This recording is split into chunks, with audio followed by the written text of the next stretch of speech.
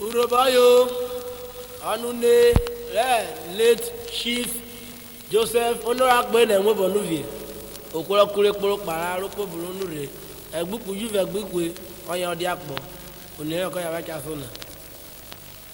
Joseph, yeah, the Vara Power Mary, no, Lapin, and the Vara Power Mary.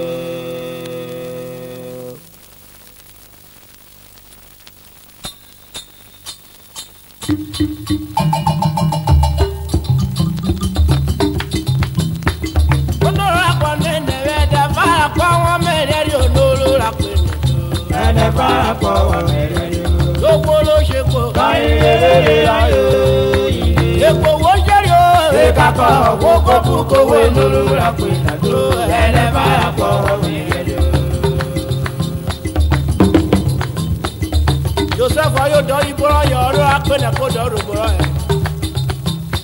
Ono apone neve neva pa wa mere ri ono apena.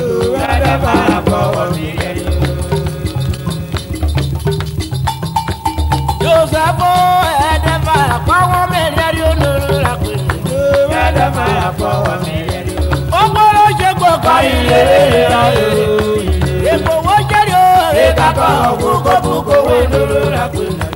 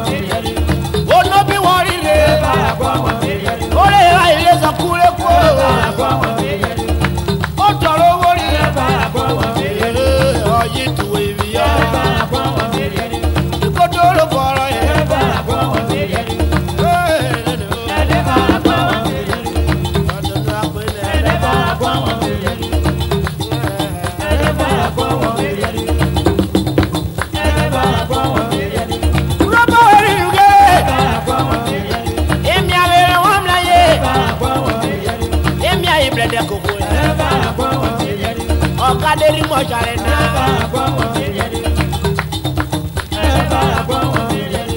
Madamu Oti.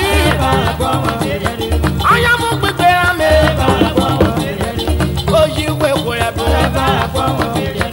Ayé na dàwé dàwé. Ó máa ná òpòlì rẹ̀. Kọ́sì bí tọ́lá ìfòrí Nàìjíríà. Ìmọ̀ ṣàrẹ̀ nàrà.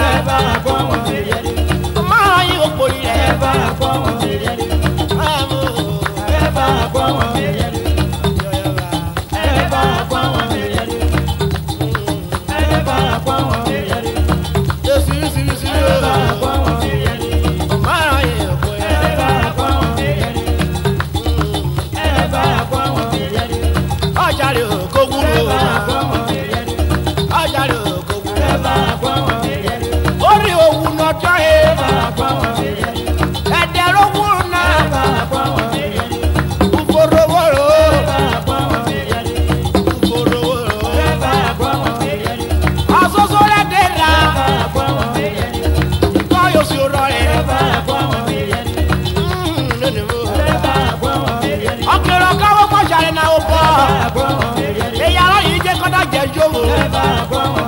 Madamu ti kọ ìjẹ̀kọ̀. Yasọ̀kẹ́ ọ̀nà. Èmọ̀rẹ̀ yànnà jẹ́ yòówó. Madamu ti kọ ìrẹ̀ ayé.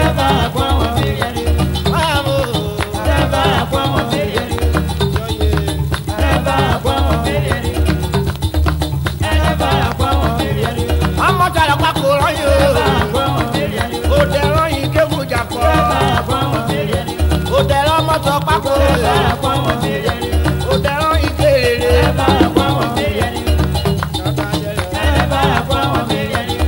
gbogbo yẹra yóò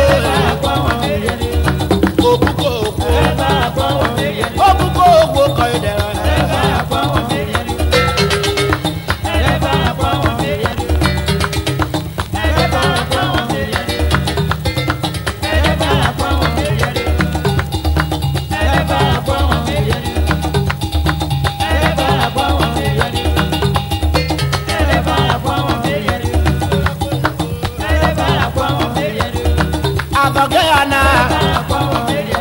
Amọ̀tàlẹ̀ pàkó rọ́yò.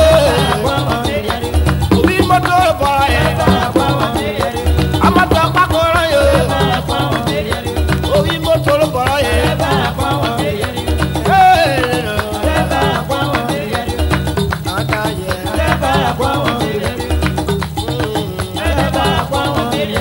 Onora kọ nínú ẹ̀. Ẹ mọ̀rọ̀ bí ẹ̀rí o. Ayé jóbi òkè kú orí.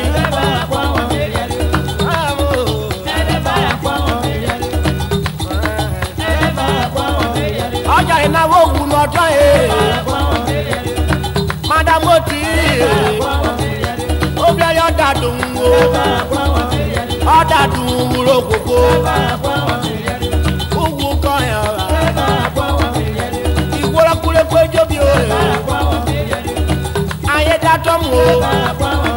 Ajìrì lòmùjọ́ náà sí ẹ̀fọ́. Àyíwọ́ ẹni náà ṣàrẹ̀. Àyídẹ́gbọ́ pọ̀ sípítà. Ọ̀sípítà rẹ̀ kọ́.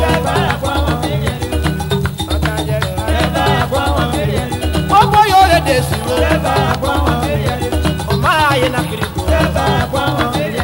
Ìgbóyè kúrò ṣàrẹ̀. Káyí sáyé náà. Obìnrin ní gòdò náà. Èèmọ̀ náà. Bí kò rẹ̀ lù tayọ. Wẹ̀wẹ̀ ẹja yìí lè ṣe bọ̀ nẹ́.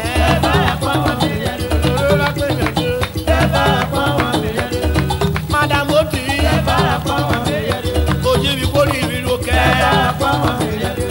Ìkò rí ìrírò kẹ́ náà. Òdẹ̀rọ̀ kò kiri ìṣàdí o. Àyírí ìṣàdí ọmọ ọ̀run kòkòrò.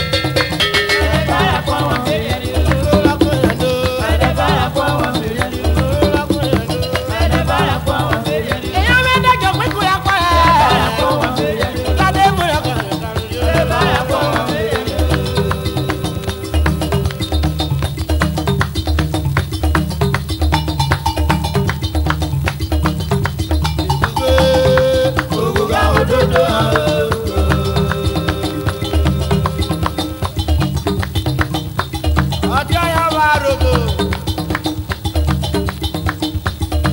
ọjà ìnáwó kùnú ẹ̀dẹ̀rọ̀ kùnú ànàkùnú madame ó ti wọ́n fi ẹ́. ajare mohe konore me jame gbero wewe. ajare mohe konore me jame